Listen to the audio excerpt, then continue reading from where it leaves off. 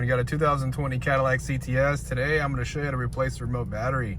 So the first thing we're going to do is remove the emergency key. On the right side of the remote there's a button. Push that button and then pull out the emergency key. If you didn't know there was an emergency key, there is an emergency key. It's for the driver's door, okay? If you need to get in the driver's door and like the battery's dead, here it is. Now if we look inside of here, this is where the emergency came out of, right here, this slot here. There's another slot right here. I'm gonna flip this all the way over.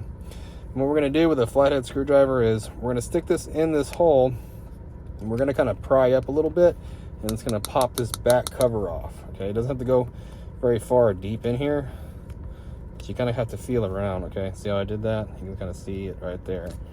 And it just pops this cover off just like that, all right? All right, so there's gonna be this weather seal. It's going to move this out of the way. Now this battery can be really kind of hard to get out. They don't like to come out. So you're going to use your flathead screwdriver. And right here, kind of up to the side of the top. The best way of doing this, you can sit here and pry on this thing all day and they don't like to come out, is get your screwdriver and jam it in here pretty far and then pry it right out, okay? You got to kind of just commit to it and you'll see it come right out like that. Boom, there it is. That's the best way. It kind of nicks this up a little bit, but it's the only way to do it.